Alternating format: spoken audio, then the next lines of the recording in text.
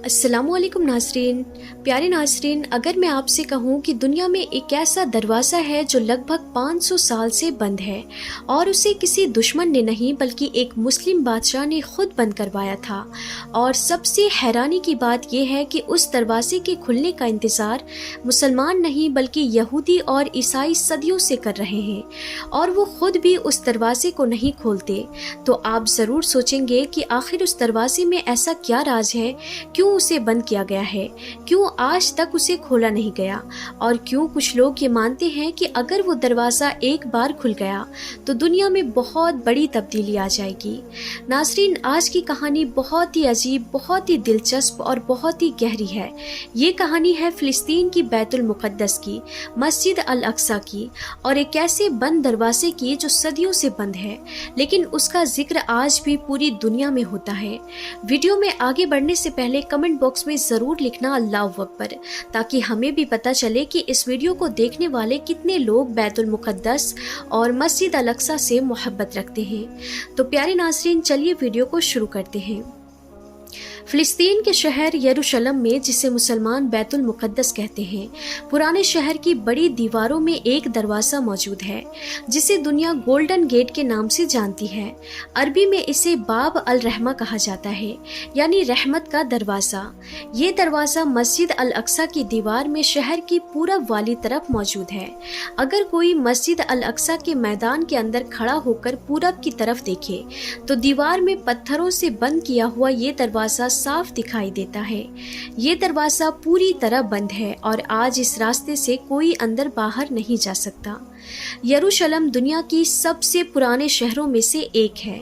हजारों साल से ये शहर आबाद है। इस शहर पर अलग अलग दौर में अलग अलग हुकूमतें आई। कभी रोमन आए, कभी बिज़ंटाइन, फिर मुसलमानों की हुकूमत आई, फिर क्रूसेडर्स आए, फिर दोबारा मुसलमानों की हुकूमत आई, और फिर उस्मानी सल्तनत ने यहाँ लंबे अरसे तक हुकूमत की। यानी ये शहर सिर्फ एक शहर नहीं बल्कि पूरी दुनिया की तारीख का एक अहम हिस्सा है। पुराने यरूशलेम शहर के चारों तरफ बड़ी दीवारें बनाई गई थी और इन दीवारों में कई दरवाजे थे ताकि लोग शहर में आ जा सके। हर दरवाजे की अपनी अहमियत थी, लेकिन जो दरवाज़ा शहर की पूरब दिशा में था वो बहुत ही खास माना जाता था, क्योंकि उस दरवाजे के सामने जैतून का पहाड़ है जिसे माउंट ऑफ ओलिव्स कहा जाता है। ये जगह भी बहुत कदीम है और तीनों मजहबों में इसकी अहमियत बताई जाती है। तारीख बताती है कि जो दीवारें आज पुराने यरूशलेम के चारों तरफ दिखाई देती है, उन्हें उस्मानी सल्तनत के मशहूर बादशाह सुल्तान सुलेमान ने 16वीं सदी में दोबारा बनवाया था। उन्होंने पूरे शहर की दीवारों को मजबूत किया, किलेबंदी मजबूत की और शहर के दरवाजों को भी दोबारा बनवाया। इसी दौरान लगभग सन 1541 के आसपास उन्होंने इस पूरब वाले दरवाजे यानी बाब अल रहमा यानी गोल्डन गेट को हमेशा के लिए बंद करवा दिया। दरवाजे को पत्थरों से भर दिया गया और उसे पूरी तरह बंद कर दिया गया। तब से लेकर आज तक लगभग 500 साल गुजर चुके हैं, लेकिन ये दरवाज़ा आज भी बंद है। अब यहाँ सबसे बड़ा सवाल पैदा होता है कि आखिर सुल्तान सुलेमान ने ये दरवाज़ा क्यों बंद करवाया। तारीख लिखने वाले ज़्यादातर लोग कहते हैं कि इसका सबसे बड़ा कारण शहर की हिफाजत था, क्योंकि शहर की ये साइड ऐसी थी जहां से दुश्मन आसानी से हमला कर सकता था। अगर कोई फौज जैतून के पहाड़ की तरफ से आती तो इस दरवाजे से सीधे शहर में दाखिल हो सकती थी। इसीलिए शहर की हिफाजत के लिए इस दरवाजे को बंद कर दिया गया।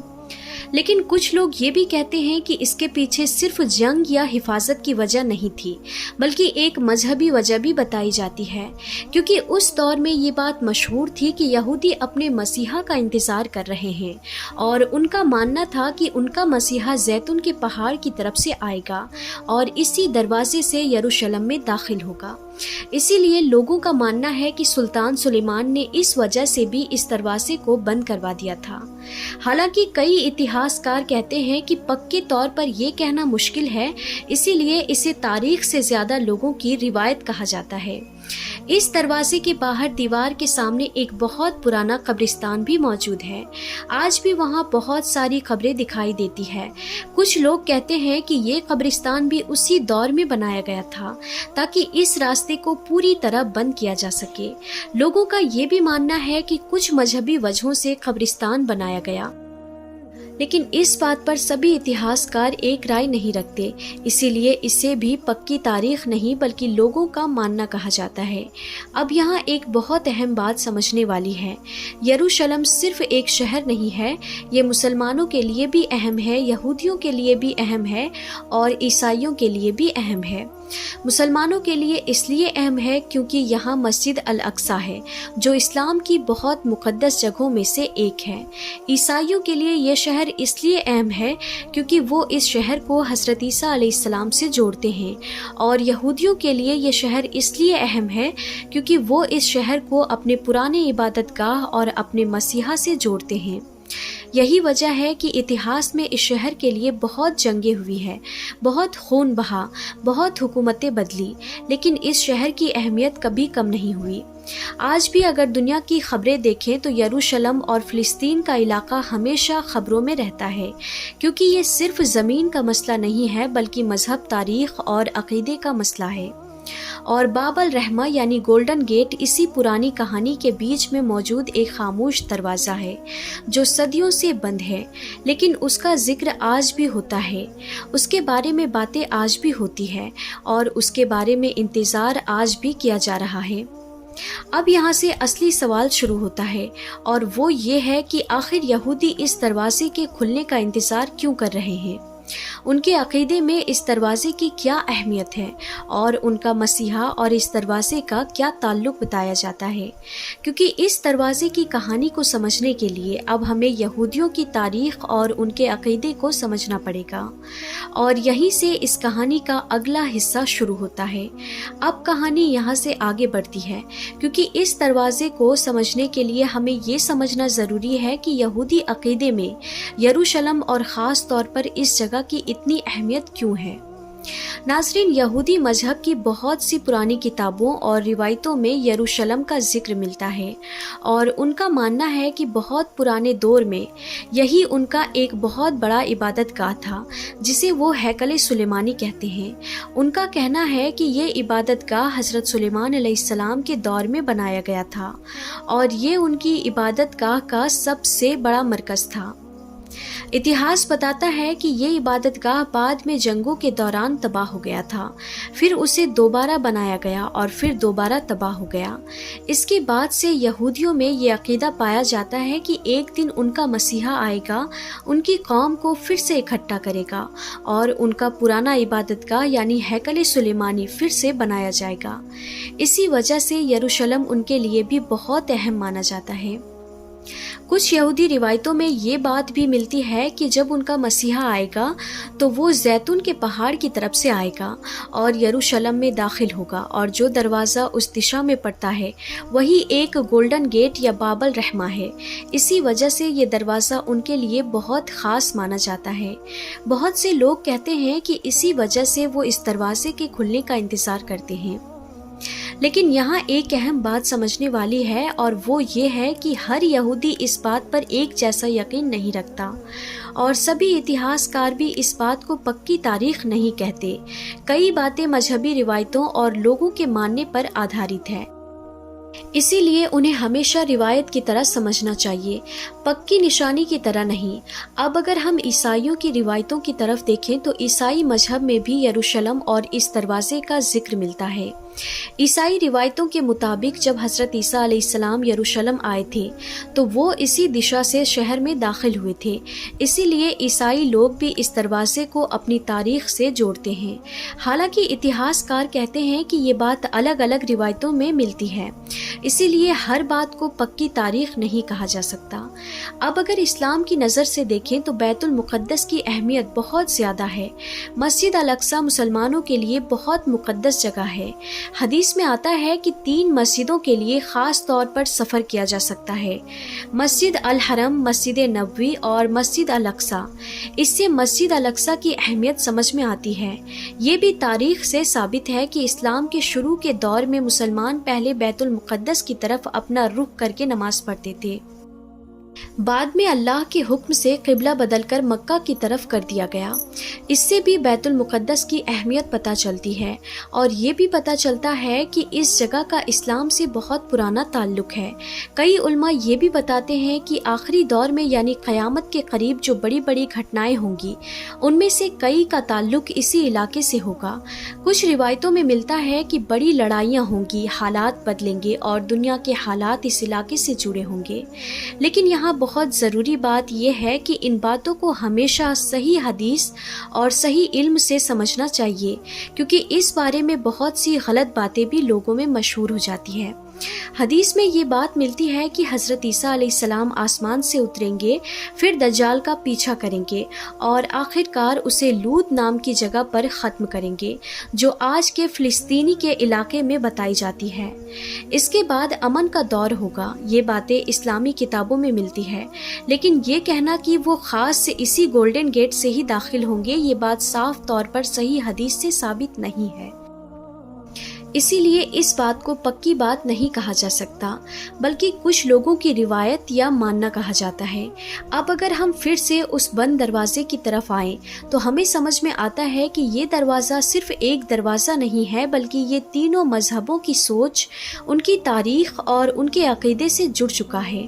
یہودیوں کے لیے یہ ان کے مسیحا سے جڑا ہوا ہے، عیسائیوں کے لیے ان کی روایتوں سے جڑا ہوا ہے، اور مسلمانوں کے لیے یہ مسجد الاقصی کی دیوار کا حصہ ہے۔ اسی وجہ سے یہ دروازہ دنیا کے سب سے مشہور بند دروازوں میں سے ایک مانا جاتا ہے۔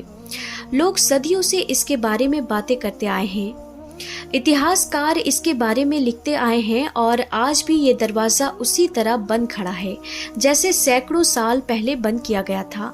لیکن کہانی یہی ختم نہیں ہوتی، کیونکہ اب سوال یہ پیدا ہوتا ہے کہ آج کے دور میں فلسطین اور بیت المقدس کا مسئلہ اتنا بڑا کیوں ہو چکا ہے؟